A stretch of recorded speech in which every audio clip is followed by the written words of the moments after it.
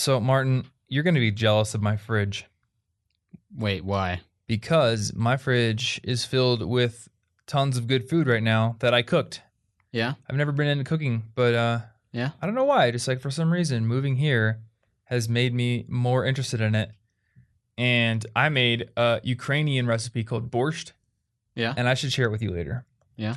because I have no idea what that is. it is. So I put sausage in it, and then one of the traditional things you do is like it's like a soup, but it's like a really, really hearty soup. And I guess you don't like soup that much now that I'm talking about it and remembering Nah, your soup's food not a preferences. real food. But like it's just like potatoes and beets and carrots Oh, that's and cool. onions and tomatoes and all kinds of like super healthy things.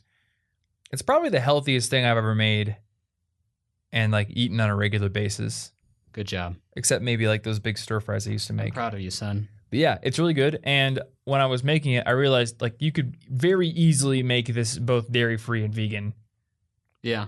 The only dairy in it is the Just sour mostly cream. vegetables and stuff. Yeah, it's just like mostly vegetables. And then like I guess like the traditional thing to do is to put sour cream on it. And that taught me that I actually like sour cream. Oh. Because I've always hated sour cream when they put it on like nachos and Mexican food because it's by itself. But mixed in to that soup, it's amazing. So yeah, I guess I forgot. You don't like soup. So sorry for recommending you the wrong I like food. miso. That's true. Miso. And is that because it's like so simple and there's only like one or two things in it or something? Yes. Huh. Are you one of those people who just likes to mindfully taste each ingredient? Yes. Ain't you ever seen Ratatouille? No, actually. What, you haven't? No. Oh, I never had any interest. And usually at the age I think I was when that came out, I would see things if my siblings watched them, and they didn't watch that, so I didn't see it. oh no. Yeah, I never seen it. Ash is going to be really disappointed with you. There's a Disney movie you haven't seen.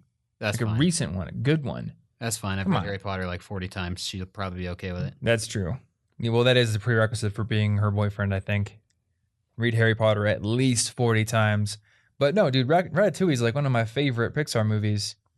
It's like between that and Incredibles, I think.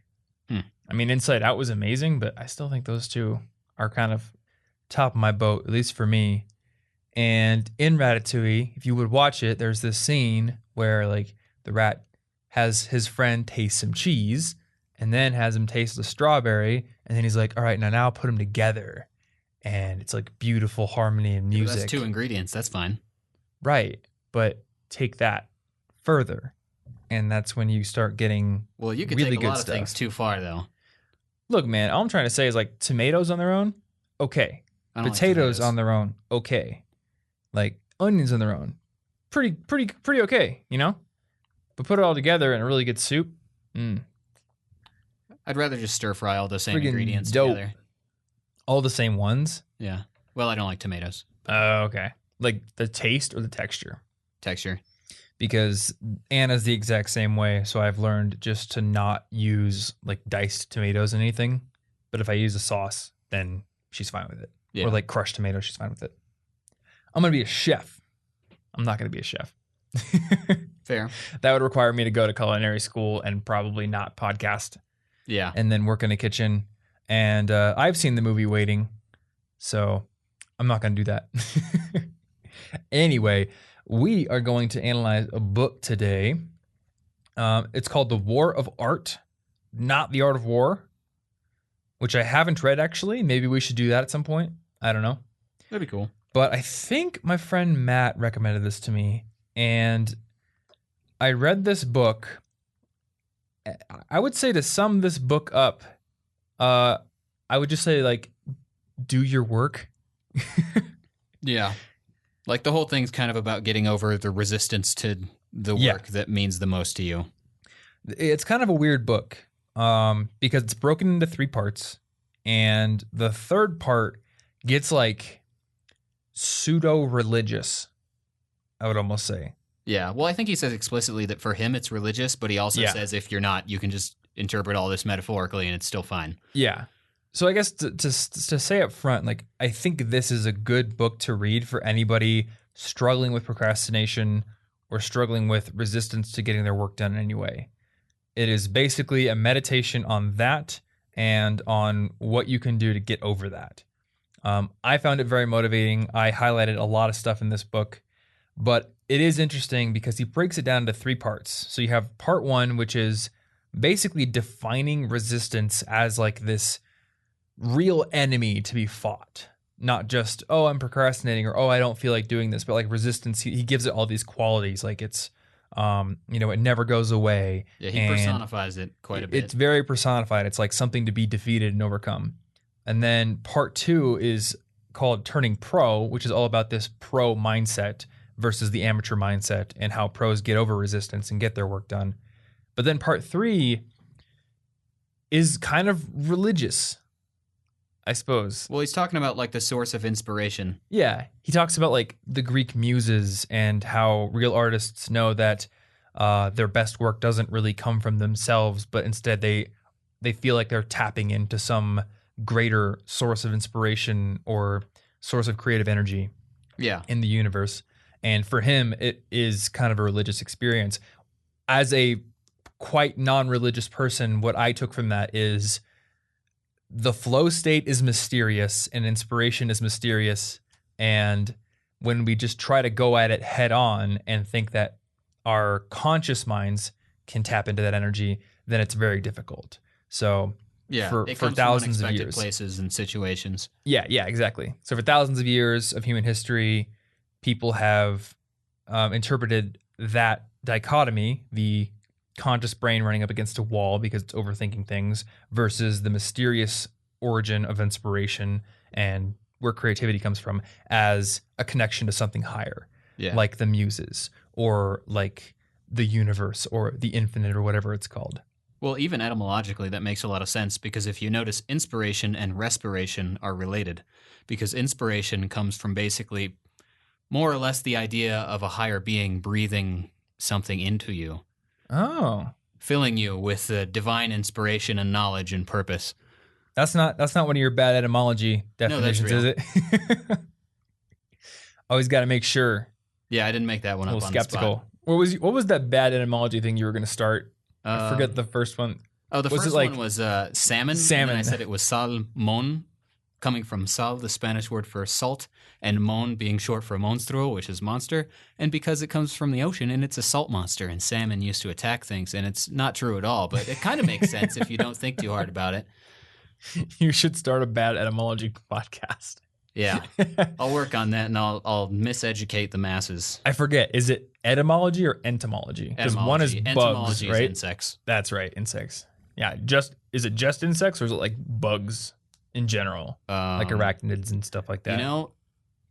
I don't know. Didn't you work in an entomology department once? I worked in IT in an entomology department.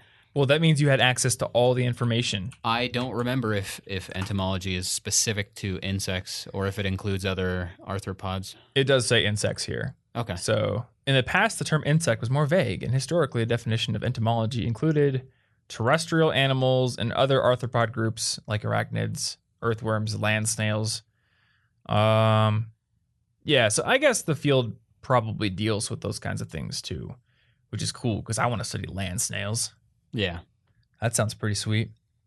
Anyway, so let's dive into this book and let's just go in order. So let's start with part 1, resistance. So what were some of the things that you found particularly, useful or interesting from that part?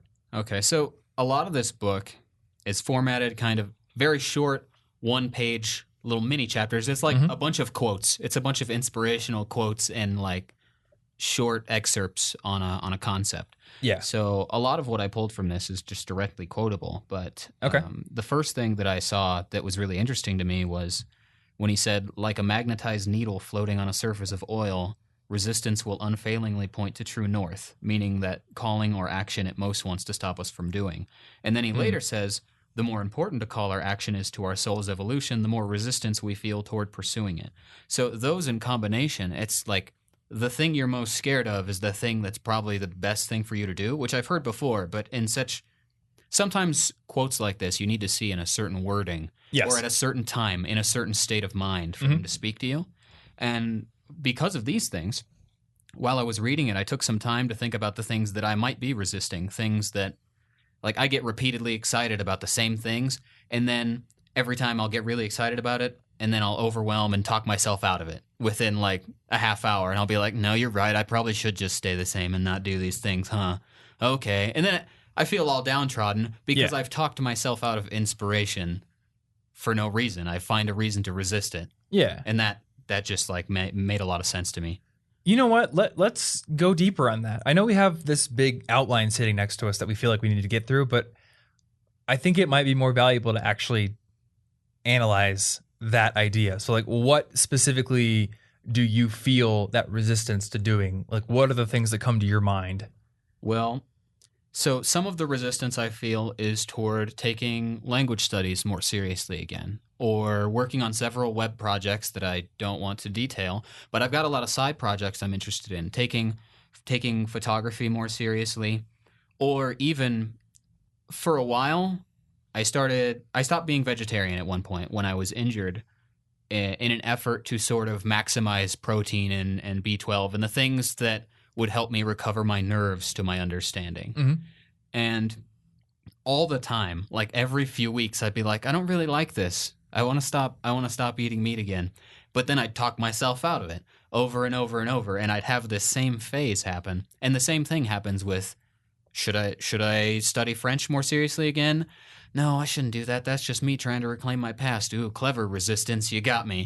But then like the things that I get super inspired about over and over, every once in a while, when I'm unsure of what I want to do, I'll write out a list of like, what is me? What is the stuff that means the most to me? And inevitably, I write the same list every time. Mm-hmm. Like every few weeks for the last several years, it's the same list. So these things keep popping up, but then maybe due to the injury, maybe due to the fact that the injury made me have to stop taking language so seriously. It made me stop my language blog because I couldn't type. And just the feeling that I had from having to give up those things. If you've seen, Inside Out, like the little island falls apart. Yeah. And then it just made me like sort of scared to take those things seriously again without some sort of really minimized rational approach. And these quotes helped me to just think, I'm terrified of these things because I care about them. And in fact, another quote he has is that if you didn't love the project that is terrifying you, you wouldn't feel anything. The opposite of love isn't hate, it's indifference. Yeah. And I just think that stuff is really useful.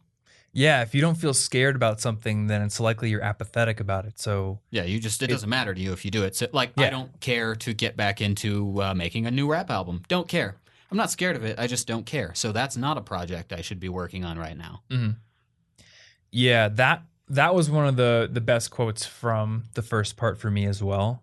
And with regards to my work, right now I'm writing a series for another channel, and I'm not 100% sure if I'm allowed to talk about it, so I just won't talk specifically about what it is. Talk about my website projects. But I am writing a series for another channel. It's something that's very near and dear to me, and whenever I ask myself like what am I most resistant to doing right now? It's writing those scripts, because and I'll tell myself, like, I'll bring up these rationalizations like, oh, I still have time to do that, or I work better under a deadline, or right now I just don't feel like that humorous type of writing style that I need to get into to write this thing right now. And it's all just masking the fact that I'm afraid that I'm not going to do justice towards this thing that I really care about a lot. And like he says, that is an indication that that's the most important thing for the development of my soul, I guess, at this time. Yeah, and he says that when we rationalize, the problem is the human brain is very, very clever. Yeah. And basically, I can argue myself into or out of anything. Mm-hmm. So you can't trust yourself. All those things you might state may be true. Maybe you do work good on a deadline. Maybe you're not in the right mood right now. Mm-hmm. But just because it's right doesn't mean you're not just trying to trick yourself into not doing it. Yeah, exactly.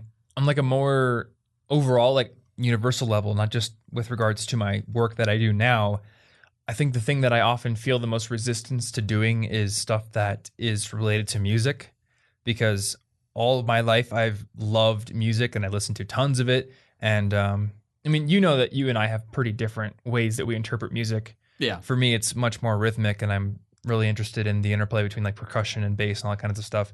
So there's like parts of my brain that are pretty squished down that are just like, you should probably learn to dance or sing or learn an instrument again. And all these rationalizations always come up. One of the biggest ones is like, no, you have to do things that create a tangible, useful value to people that, you know, help them in their lives. And music isn't that, even though I know it is, because even though that's not even true. A world without art would be horrible because we wouldn't be happy. We wouldn't have feelings and emotions. It would just be all logic. But I see myself as like that ultra logical person who has to create, I don't know, productivity stuff or code or do really scientific things. So I always use that as an excuse to not get into music. And then I remember when I grew up, like from my teenage years onward, I played guitar. And I was always pretty good at playing scales and making stuff up, but I always had a hard time understanding what keys were. Like if somebody's like, hey, play in the key of G, I have no clue what that means. And I don't know how to read music and I can't really play any songs. So I've always told myself like, oh, I'm just bad at playing instruments. It's just like not for me. But it's a similar thing with learning languages, right? Everyone tells themselves, oh, I'm not cut out for learning languages. I'm not cut out to be a musician. When in reality, that is the reason that they're not able to do it, because they have blocked their minds from becoming open to the possibility that it's just something to be learned and practiced. Yeah, you're not cut out to do anything that you won't do. Yeah. I can tell you that much. And just like music, it's really easy with language, especially if you live in America, to say, well, I don't really need to, because for the most part you don't really need to. Like if I study up French again, get myself back to where I was, I don't actually need that here. The same way you don't actually need to play an instrument. So it's really easy to rationalize, yeah, but there's not a concrete benefit for that. What's the point? Mm-hmm. Well, what's the point of anything? You make one up. Do you like it? Yeah. Yeah, exactly. Now we have like those overarching doubts about our own abilities. Like, I'm not cut up for music. I'm not cut up for language. Another thing he mentions is we will rationalize not doing our work because we feel like it needs to be in another form. And there was a thing in the book, I think it was called Resistance and This Book. I have it written down. Let's see if I can find it. It's on page 30, I think. Yeah. So to give you some background, Steven Pressfield, the guy who wrote this, is primarily a fiction author. And he writes like historical and mythical fiction about like ancient Greeks and warriors and stuff like that. So he writes in the book that when he sat down to write this particular book, The War of Art, he had this creeping doubt about writing a nonfiction book. And he's like, oh, well, I'm a writer of fiction. This should be a work of fiction. I should sit down and rework it and spend more time thinking about it. Maybe make it like a war piece or something that's like tied to the ancient Greeks.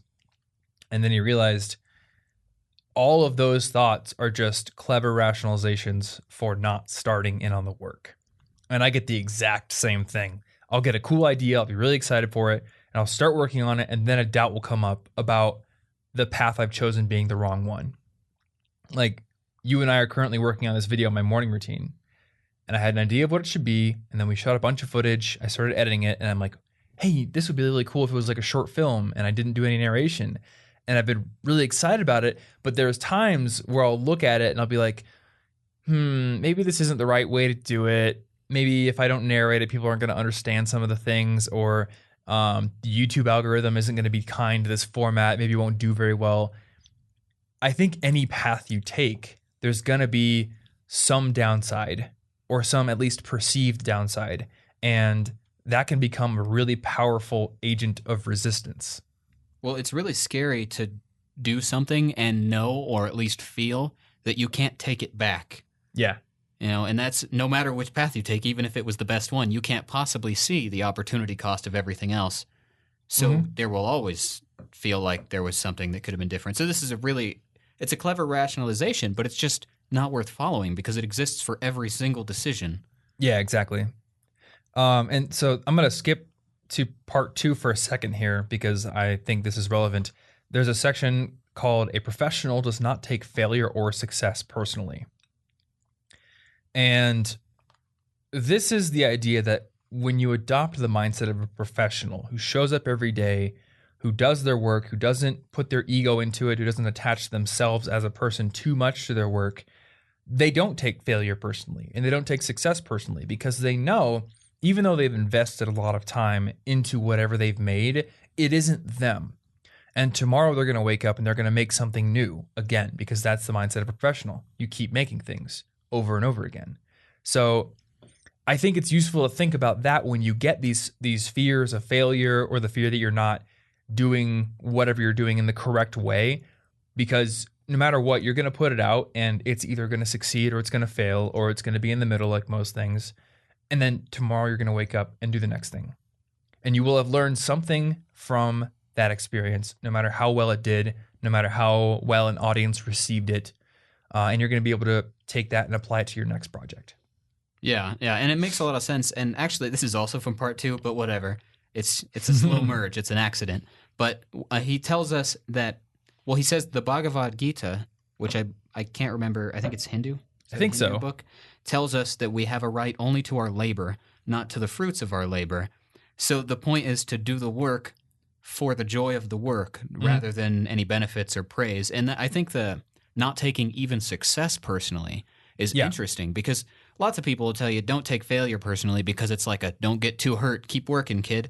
But if you take success too personally, if you identify with that success, let's say I feel my purpose was to create that album I created in college. If that was my only purpose, well, I did it now. Mm-hmm. If I'm that success is over. So what do I do now? If it's about the work, well, I keep working. But if it's about that outcome, the outcome already happened. So I'm now out of a purpose. Yeah, exactly. And you know what? That reminds me of something in part 3. So I guess we're just going to jump around. Screw dividing this podcast up into 3 different sections for 3 different parts, because a lot of it loops back and connects. And while part 3 was really, really focused on muses and pseudo-religious stuff, there was one section that I really resonated with, and it was this section about territory versus hierarchy. So I'm just going to read a quick excerpt here. In the animal kingdom, individuals define themselves in one of 2 ways: by their rank within a hierarchy, like a hen in a pecking order or a wolf in a pack, or by their connection to a territory, a home base, a hunting ground, or a turf. And this is how individuals, humans as well as animals, achieve psychological security. They know where they stand and the world makes sense. Of the 2 orientations, the hierarchical seems to be the default settings. It's the one that kicks in automatically when we're kids. We naturally run around to packs or cliques, and without thinking about it, we know who's top dog and who's the underdog, and we know our own place. So essentially, we define ourselves by our standing within a hierarchy. But he points out that as an artist, or as anybody doing work that is valuable to them, you could be like mowing lawns or something. You don't have to be an artist painting the next Van Gogh or something. When you view yourself in terms of a hierarchy, you don't look inward and you don't use what is inside of you to create your art. You look at what's going to look good to the audience, or how does this help or hurt my place within the hierarchy. And I struggle with this so much. And it gets harder like every single day, because the work I do on YouTube, on podcasts, like there are natural hierarchies built into every aspect. How many views did this video get? How many likes did this video get versus the views? How many comments? What's my subscriber rank on YouTube? All that kind of stuff. And the more my business has grown and the more subscribers the channel has gotten, the more I have like this pressure and this feeling to create what is quote unquote right for where I am in the hierarchy, rather than what is just interesting to me. And I remember back when I was just like a really small time blogger in college, I had, very small audience, but it didn't seem like it was my job to create like the ultimate piece of content on topic X or topic Y. I would just do whatever was interesting to me. And I would just, I took an hour or 2 to write an entire article about trying to ride 50 miles on my bike and passing out on the side of the road, and wrote tons of jokes into it. Or I did an article on if-then habits, and I used Magic the Gathering as a metaphor, not because I thought it would play well with an audience, but because I was really into Magic at the time. And I'm like, you know what? It would be really cool to break down a magic card and weave that into this idea that I'm forming here. And now, like, I think I still do that, but there's this tendency to gravitate towards, all right, Tom, you have this really big study channel. So if you're going to do a video on math or you're going to do a video on morning routines, it has to like look a certain way because you have this many subscribers, or like this video over here from somebody else got this many views. So if yours doesn't get that many views, it's a failure. And I think that is a detriment to the creation of good art, because we're not thinking about what is inside of us. We're just thinking about like, how will this look to everybody else? Well, you know what? That might actually, now that I think about that and hear you say that out loud rather than reading it, I wouldn't doubt that that's what happens to most, like I like their first album better. An artist starts out making their art, but then they get successful and the labels tell them to make what they need. Yeah. And slowly they become just like everybody else because the overall huge audience wants similar things until they're told, no, you actually want this new album you didn't even think of. And then they're like, okay, I agree. But for the most part, they don't know what they want. So, yeah, you mean like sophomore slump. Yeah. Kind of. It happens to a lot of bands, and I think that is absolutely why it happens, because when a band is totally unknown, they write what they want to write, and they play what they want to play. Because maybe they have an aspiration or a hope that it'll be successful, but there's no expectation of success, no expectation of a certain amount of downloads or whatever. It's just, I really want to play this cool guitar solo, I'm going to throw it in there. Or I really want to write this song about Godzilla fighting, I don't know, Chuck Norris or something. Yeah, and even if nobody listens to it, they're probably still proud of it at that point. Exactly, yeah. And then once you have that audience, now you have this expectation and you see yourself within a hierarchy. And the world tries its best to like drill that in. Oh, your album hit number 4 on the Billboard when it came out in the first week. Or, your last book was number 7 on the Amazon bestseller list. You got to beat that next time. And I don't think there's anything wrong with trying to beat your old milestones. I think that can push you. But when you rely too much on those metrics, then you get into a bad spot. Yeah, it'd be easy to forget why you like whatever you're doing in the first place. Mm-hmm. Yeah, and I found myself sitting there with like a blank page, just stuck in this mindset of like, what's going to make people laugh or what's going to be most engaging to other people, not what do I want to write here? What do I think would be funniest? Or what do I think would be most insightful? Yeah. So rather than viewing yourself in terms of this hierarchy and thinking in terms of the hierarchy, what kind of grade will this get? Well, how many views will this get? Think in terms of territory. Like the example he gives in the book is like, the gym is Arnold Schwarzenegger's territory. And I think actually that reminds me, I think he said to ask yourself, like, if the world ended or you were the last person on Earth, like, what would you do? Because if Arnold Schwarzenegger was the last person on Earth, he would still go to the gym. Yeah, it's like he says another test to see if you're doing something hierarchically or territorially is of any activity you do, ask yourself, if I were the last person on Earth, would I still do it? Yeah. Now, I did note that this doesn't actually apply to everything. So, for example, language, or if you are really passionate about helping people, perfectly reasonable things, but they both kind of rely on other people being alive. So in that case, I would say, if I had to do this anonymously or exclusively with or around people other than my friends, family, and acquaintances, would I still do it? Yeah, exactly. Because then it's less about the credit you get or where you are relative to your friends and stuff, and more about the work itself. I think a lot of these mental exercises are about taking things to the extreme to see if they still hold up. But not every mental exercise like that is going to apply to every situation. So you may need to come up with a different one, like you just said. Yeah, just something. What if I had to do this anonymously? What if I could never get credit for it, or anything like that? Really. And what if I could only ever speak French, but I'm wearing like this huge mask and you can't see my face, and no one can ever see me again. And then when I take it off, I can only speak English, and they don't know I speak French. I don't want to wear a huge mask all the time. Yeah, that's not fun. Yep. So one note on the religious, like part 3 with all the muses and everything. I don't know, like, how into all of this that I am. Like, I don't think I'm going to be invoking a prayer to the muses before I write. It's really interesting to read about, though. But it's interesting to read about. And I think like anything in religion or mysticism, it always connects back to some real world idea or concept or feeling. Like I think, you know, a lot of religions or like cults, they're providing concrete answers in a very uncertain world, which is why people are drawn to them.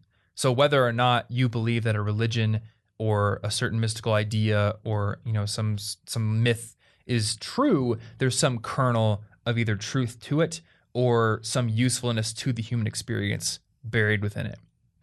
And one thing that really clicked with me in this section was this idea of like the magic of making a start. So there's this quote from W.H. Murray, who was a guy who did like this Scottish Himalayan expedition. I don't know when, probably a long time ago. But it's all about how when you get started, things just seem to work out for you, or they seem to click into place. It seems like the world sort of goes to bat for you, it goes to work for you, and starts making things happen, makes you able to meet people you wouldn't have otherwise met, or just opportunities fall into place. And I think like a lot of this is connected to this idea of like connecting to a muse or getting inspiration from something higher than yourself. Because when or before you have started something, you look at the scope of the project and you can look down the line and see roadblocks or just certain aspects of it. And like you'll think, how could I ever do that? That seems way too big and way too crazy. I think a lot of people, when they look at, for me, maybe music, or for one of our friends, game development, they look at certain aspects of it and be like, I could never do that. That's too hard. But when you get started, things start to fall into place. And I want to just read the quote because it's worded better than I could word it. Concerning all acts of initiative and creation, there is one elementary truth, the ignorance of which kills countless ideas and splendid plans. That the moment one definitely commits oneself, then providence moves too.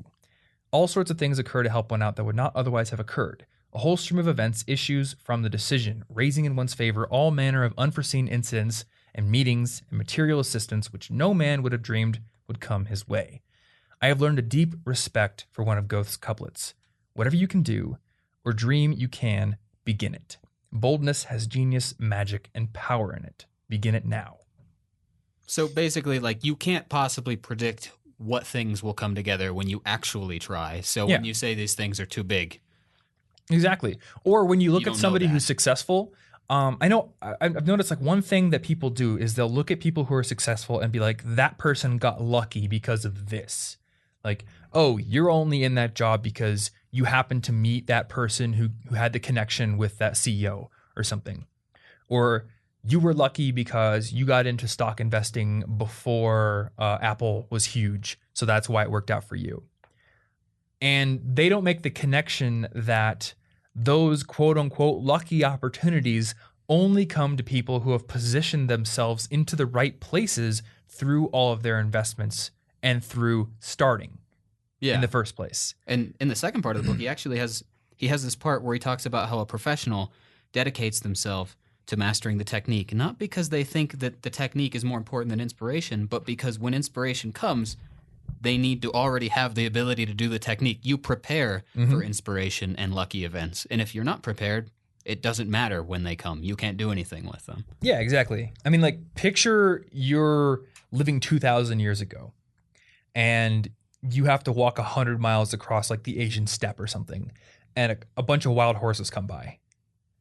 And like, picture two situations. Number one, you've been training in horse riding your entire life and you know how to jump onto one's back or do something to get onto it and ride it. And then like the other situation, you've never done that.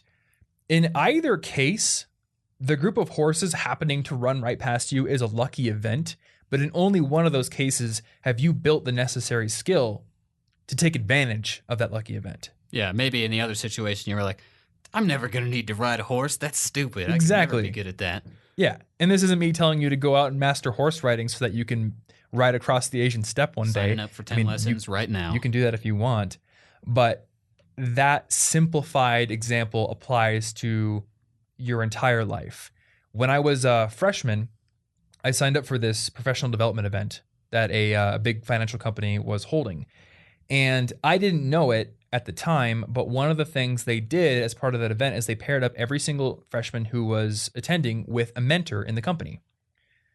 And I was the only MIS person who went to that event. Everyone else was like an accounting student or business administration or marketing or whatever. So they ended up pairing me with the vice president of all the company's IT infrastructure. Like if it was networks or servers or anything like that, this dude was vice president of all that. And this is a huge company. So boom, lucky opportunity. I got paired with somebody who had a lot of clout in the company, but had I not had a lot of IT experience, I don't think that we would have really hit it off because I'm like this blank slate freshman who can't really talk much. So I'm just kind of like learning and soaking up information. Maybe I would have impressed him with my drive or ambition or something. But what actually happened is I was able to talk with him a lot about IT. And I was able to talk about infrastructure. I was able to talk about just like trends in business IT because I had been working for the entirety of that freshman year at the campus IT center, learning a ton about computers, learning how to remove viruses, how to configure networks. And during my free time, I would also read articles on like, I forget the name of the site now, Tech Republic. And I would just read about trends in business IT. And I was just interested in that stuff. So I was soaking up as much knowledge as possible. So there is the initial training, the start. And that's what builds up that base of skill and experience that allowed me to take advantage of that lucky opportunity that I didn't know was going to come along.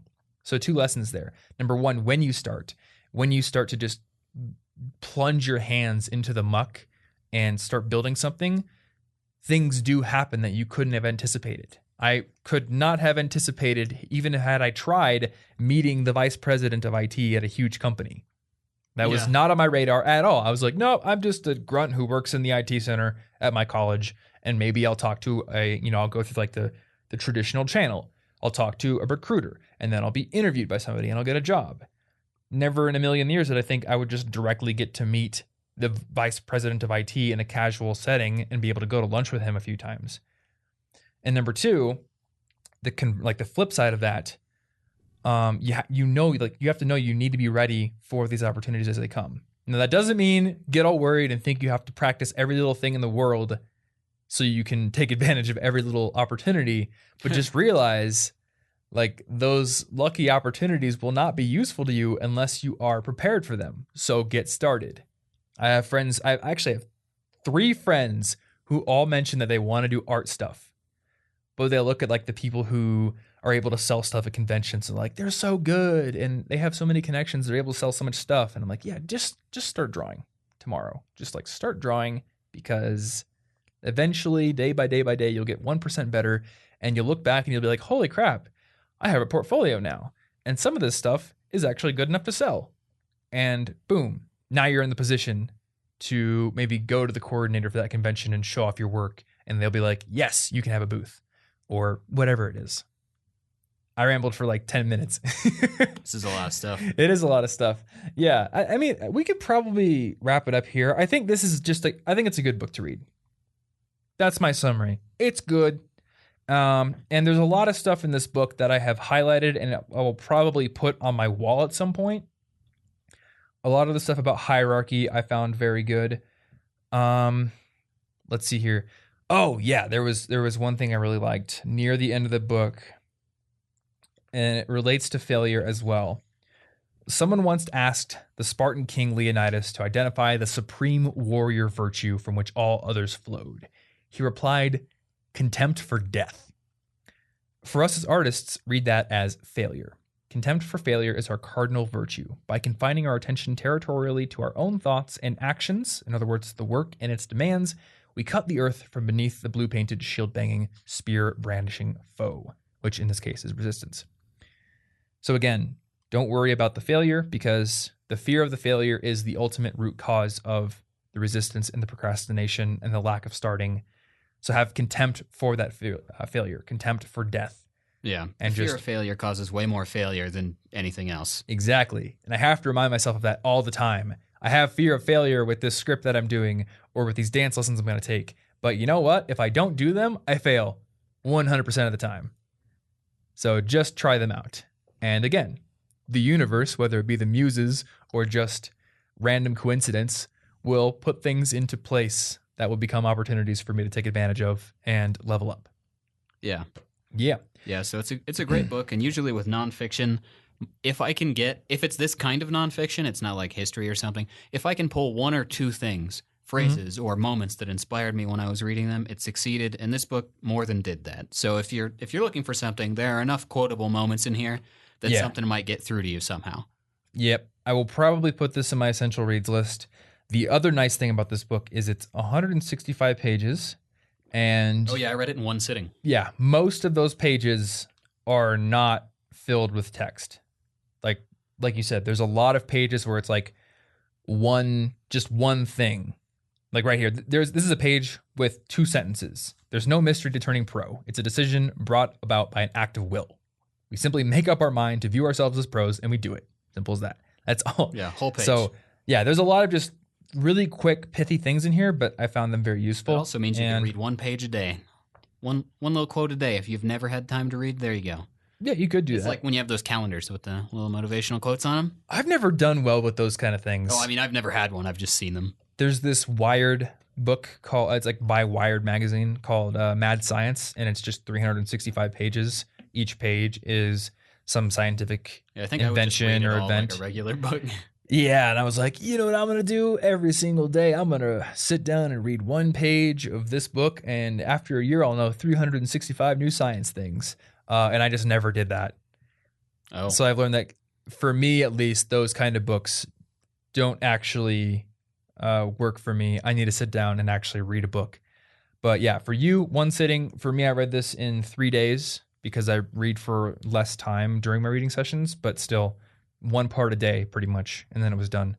So I recommend this book because I just really like the whole idea of defining resistance as an enemy, understanding what causes it, and then choosing to turn pro.